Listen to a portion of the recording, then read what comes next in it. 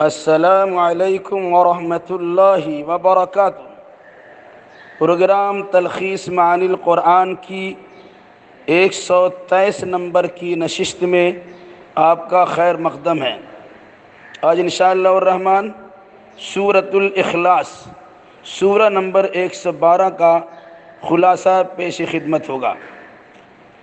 سورۃ الاخلاص مکیہ، وجہ تسمیہ چونکہ یہ سورہ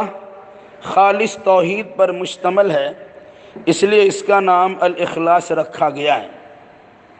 یعنی جو شخص مخلصانہ اس سورہ کا مطالعہ کرے گا وہ شرک سے خلاصی اور نجات پا جائے گا۔ اور اس سورہ کا دوسرا نام اس سورہ کی پہلی آیت سے موسوم ہے، یعنی سورہ قل هو اللہ احد بھی اس کا دوسرا نام ہے۔ زمان نزول یہ سورہ مکی ہے اور مکہ کے ابتدائی دور میں نازل ہوئی ہے۔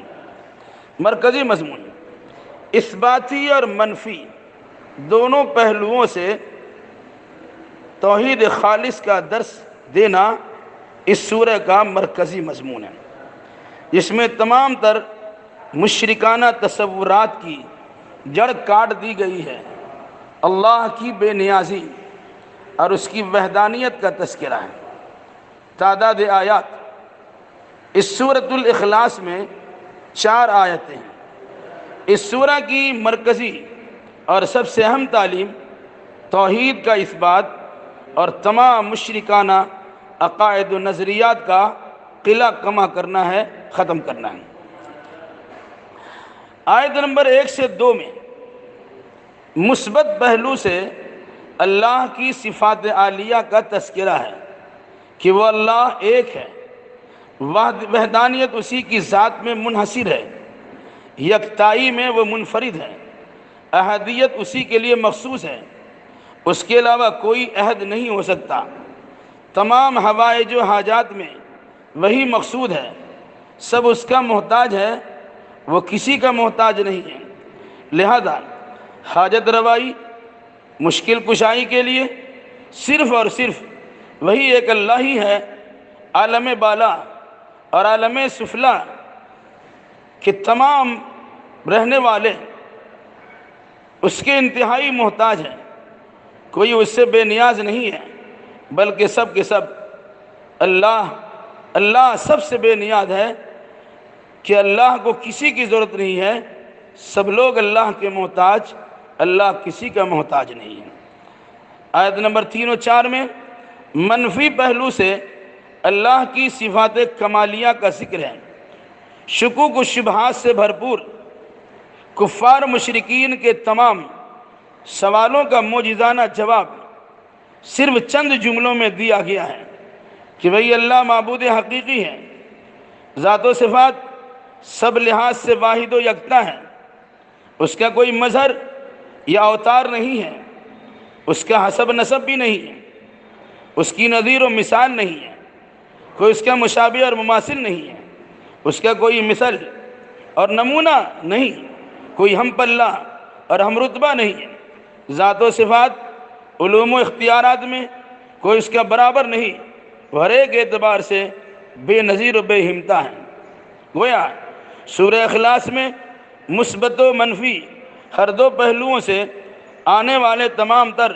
شرکیہ افکار و نظریات اور عقائد و تصورات کی جڑ کاٹ دی گئی ہے۔ توحید تو یہ ہے کہ خدا حشر میں کہہ دے، توحید تو یہ ہے کہ خدا حشر میں کہہ دے، یہ بند دو عالم سے خفا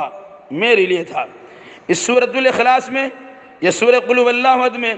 اللہ کی وحدانیت کا بڑے اچھے انداز میں تذکرہ کیا گیا ہے، بلکہ اللہ تبارک و تعالیٰ کا نسب نامہ بیان کیا گیا۔ عام طور سے انسان ایک دوسرے کا نسب بیان کرتا ہے، قرآن نے اس چیز کی صراحت کر دی ہے، نہ اللہ کی بیوی ہے، نہ بچہ ہے، نہ باپ ہے اور نہ ہی بیٹا ہے، بلکہ وہ اللہ تبارک و تعالیٰ لم یلد ولم یولد ہے، اس سے کسی کی پیدائش نہیں ہوئی اور نہ وہ کسی سے پیدا ہوا ہے۔ اس مناسبت سے اس سورہ کو سورۃ الاخلاص کہا گیا کہ خالص توحید کی تعلیمات پر یہ سورہ مشتمل ہے۔ بلکہ اس سورہ کو قرآن کا ایک تہائی حصہ کہا جاتا کہ قرآن میں بیان کردہ 3 مضامین، عقیدہ توحید، عقیدہ رسالت اور عقیدہ آخرت،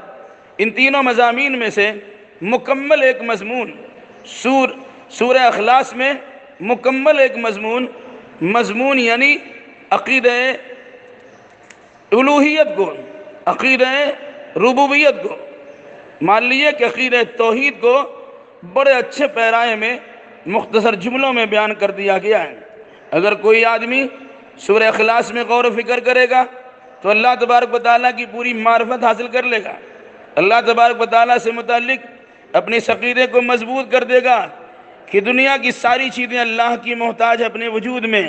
لیکن اللہ تبارک و تعالیٰ الصمد ہے، وہ کسی کا محتاج نہیں ہے، ساری چیزوں کو اللہ کی ضرورت ہے، اللہ کو کسی کی ضرورت نہیں ہے۔